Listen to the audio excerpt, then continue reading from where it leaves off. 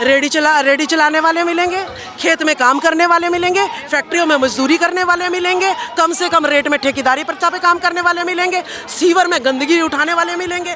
तो इसीलिए ये लोग गुलाम चाहते हैं, शूद्र चाहते हैं, सेवक चाहते हैं, और सेवकों को शिक्षा की ज़रूरत नहीं होती है।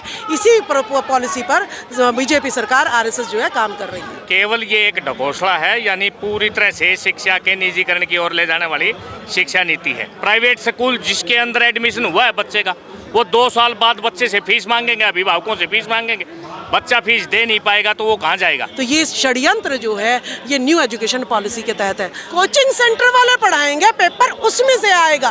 तो जब मैं बीए करने के लिए फॉर्म भरूंगी तो स्कूल में जो पढ़ाया गया है वो नहीं आएगा, तो मैं फेल हो जाऊंगी, मैं बीए में एडमिशन नहीं ले पाऊंगी, अगले साल मुझे मजबूरन कोचिंग करनी पड़ेगी। क्या है ये प्राइवेटाइजेशन है, कमर्शलाइजेशन है। देश में साक्षर बनाने के लिए अभियान चल रहे हैं, शिक्षित बनाने के लिए, साइंटिफिक माइंड आपका डेवलप करने के लिए, वो काम नहीं हो रहा है। नमस्कार, मैं ब्यूटी गिरी और आप देख रहे हैं नेशनल दस्तक। अभी हम मौजूद हैं दिल्ली के जंतर मंतर पर, जहां पूरे देश से एकत्रित हुए हैं शिक्षक। नई शिक्षा पॉलिसी को लेकर 2020 को लेकर, उसमें खामियों को लेकर जो है यहाँ पर उपस्थित हुए हैं और धरना प्रदर्शन कर रहे हैं। क्या खामियां है उसकी तो बड़ी तारीफ हुई थी जी। जो नई शिक्षा नीति 2020 है, एक छलावा है आने वाली पीढ़ी के लिए, क्योंकि शिक्षा में जो इन्होंने पैटर्न बनाया है, 1 से जो है 0 से 2 का हो जाएगा, 3 से 5, 6 से 8, 9 से 12, तो उसमें बड़ी दिक्कतें हैं, परेशानियां हैं। साथ में ये कह रहे हैं कि 6ठी से व्यावसायिक शिक्षा, व्यावसायिक कोर्स देंगे, कोई परमानेंट व्यवस्था भी नहीं है उस चीज़ के लिए। लेकिन 14 साल से कम बच्चे से काम करवाया जाता है तो वो बाल मजदूरी है। लेकिन हम 6ठी से ही 10 साल का बच्चा क्या सीखेगा? क्या उसके मन में आएगा कि वो मतलब कौशल की बात करे, रोजगार की बात करे, इसमें वो सीखे? तो ये एक बड़ा वो है, व्यावसायिक शिक्षा गलत है। बचपन से उसको व्यवसाय के लिए जागरूक कर दें, शिक्षित बना दें। 10 साल के बच्चे से व्यवसाय की बात करना बड़ा गलत है। साथ में 9 से 12 में स्ट्रीमलेस एजुकेशन कर दिया है। आज हमारी स्ट्रीम है, साइंस स्ट्रीम है, साइंस में भी मेडिकल, नॉन मेडिकल है, कॉमर्स है, आर्ट्स है। स्ट्रीमलेस 9 से 12 कर दिया है, जिसमें सेमेस्टर वाइज कोई जो है 64 विषयों में से 16 विषय पास करने अनिवार्य है। कोई फिजिक्स के साथ हिस्ट्री ले सकता है, कोई केमिस्ट्री के साथ इकोनॉमिक्स ले सकता है, तो व्यक्ति किसी भी क्षेत्र का पारंगतता नहीं रहेगी। साथ में बात के लिए छात्रों में खुशी थी कि एक बंधन नहीं होगा, अपने चॉइस के सब्जेक्ट जो चाहिए होगा वो ले लेंगे। नहीं, ये थोड़ा जो है उन विद्यार्थियों को भी गलत दिशा में जो है भरमाया जा रहा है।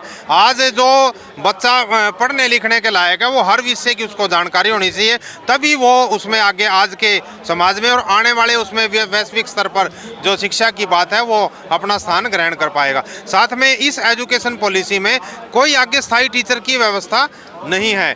10,000 15,000 पे टीचर लगाने की व्यवस्था है, और आगे खर्चा जो है इसमें बहुत ज़्यादा है कोर्सेज वगैरह में।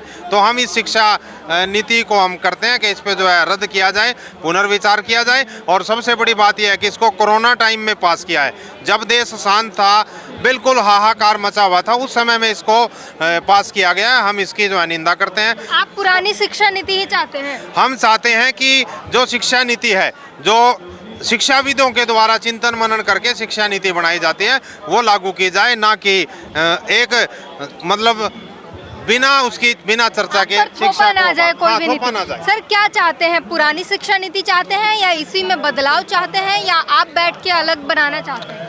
हम नई शिक्षा नीति 2020 को पूरी तरह से रद्द करवाना चाहते हैं। इसका कारण है, यदि हम इसकी प्रस्तावना को पढ़ते हैं तो बहुत ही ऐसा लगता है जैसे इस शिक्षा नीति जैसी और कोई शिक्षा नीति हो ही नहीं सकती। लेकिन जब हम इसके सभी आगे इसको गहराई से पढ़ते हैं तो इसके अंदर केवल ये एक ढकोसला है, यानी पूरी तरह से शिक्षा के निजीकरण की ओर ले जाने वाली शिक्षा नीति है। ये आने वाली पीढ़ी, विस्तार से समझाइए कैसे निजीकरण की तरफ लेके जा रहे हैं। ये मतलब जो है, जो मतलब राइट टू एजुकेशन बिल उसको पास किया, RTE 1 से 8 तक। लेकिन अब इसके अंदर मतलब नई तरह के स्कूल खोले जा रहे हैं। हरियाणा के अंदर जैसे मैं विशेषकर बात करूं तो संस्कृति मॉडल स्कूल खोले जा रहे हैं। संस्कृति मॉडल स्कूल के अंदर फीस लगाई जा रही है 1ली से 8वीं तक। जो कि राइट टू एजुकेशन का पूरी तरह से उल्लंघन है।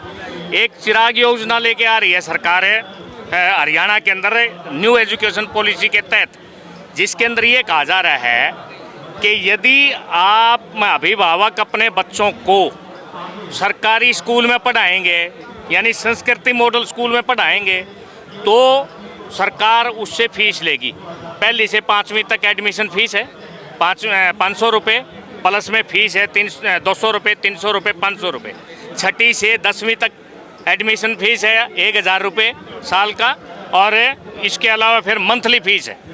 तो ये मॉडल संस्कृति स्कूल के अंदर ये फीस ले रही है सरकार, तो राइट टू एजुकेशन का पूरी तरह उल्लंघन हुआ।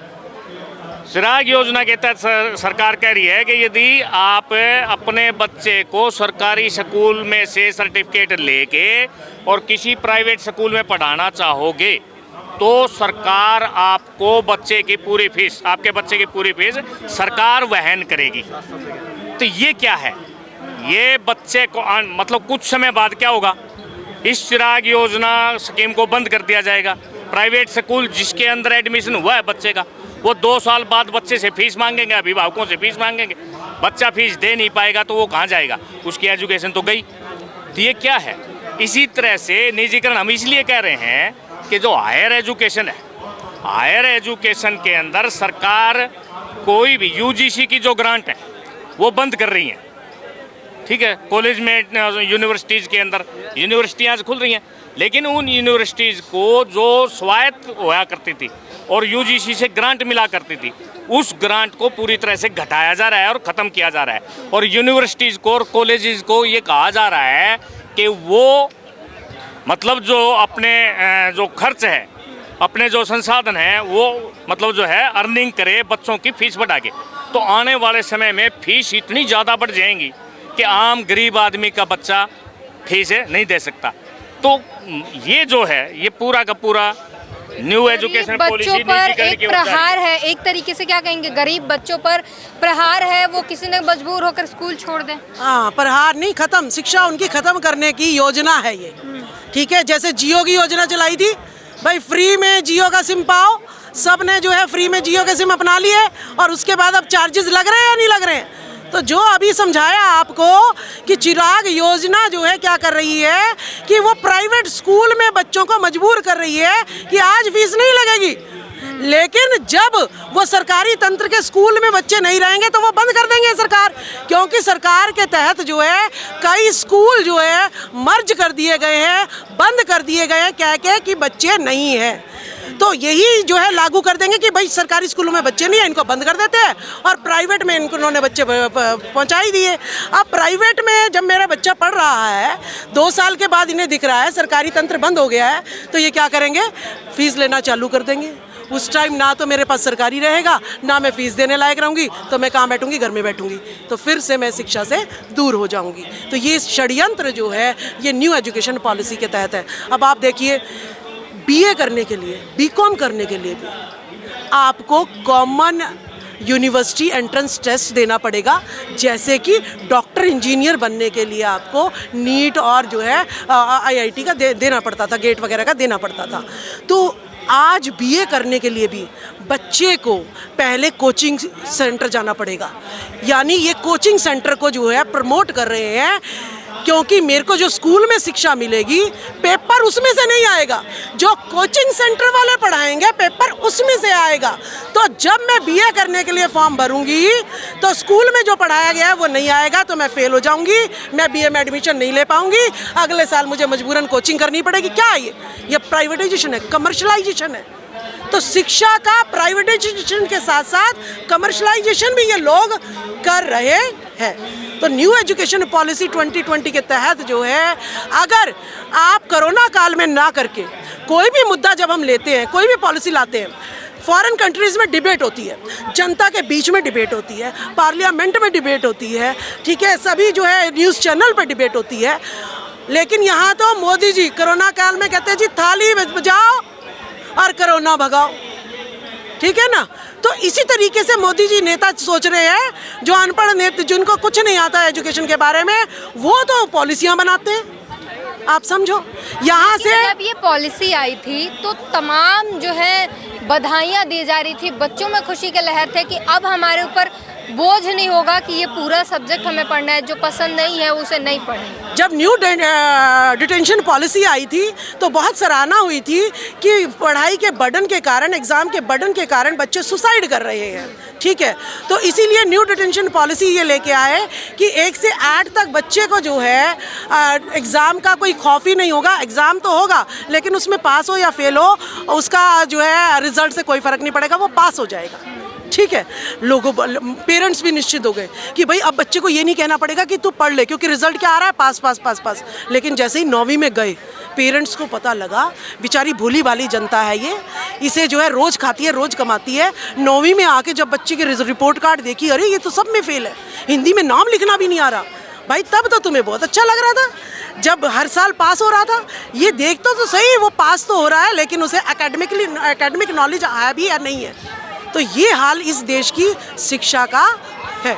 तो एक तरीके से उसको साक्षर बनाना, शिक्षित नहीं बनाना। नहीं, इस देश में साक्षर बनाने के लिए अभियान चल रहे हैं, शिक्षित बनाने के लिए, साइंटिफिक माइंड आपका डेवलप करने के लिए वो काम नहीं हो रहा है। सिर्फ नकली डिग्री दिखाने के लिए कि भाई देखो भारत में लिटरेसी रेट इतना हो गया, बस ये खास होता है। लेकिन शिक्षित होंगे अगर बच्चे तो भारत का ही डेवलपमेंट होगा, भारत का ही विकास होगा। दिक्कत क्या है इसमें शिक्षित होने में? अरे भारत का डेवलपमेंट खुद कौन चाह रही है? बीजेपी चाह रही है? कौन चाह रहा है? आरएसएस चाह रही है? कौन चाह रहा है? अरे ये तो चाह रहे हैं, जैसे पहले भी इन्होंने 50% महिलाओं के लिए शिक्षा, भाई अगर लड़कियां शिक्षा लेंगी प्रलय आ जाएगी है। तो आज जो है औरतें इनके उठ के सारे मुद्दों को उठा रही हैं, इनके जो है ना बेचारों के जीना हराम हो रखा है। तो ये प्रलय आनी थी कि भाई औरतों का शोषण कैसे कर पाएंगे हम, ठीक है। तो इसी तरीके से ये चाहते हैं कि जितनी शिक्षा में गिरावट आएगी उतने मजदूर मिलेंगे, रेडी चलाने वाले मिलेंगे, खेत में काम करने वाले मिलेंगे, फैक्ट्रियों में मजदूरी करने वाले मिलेंगे, कम से कम रेट में ठेकेदारी प्रथा पे काम करने वाले मिलेंगे, सीवर में गंदगी उठाने वाले मिलेंगे।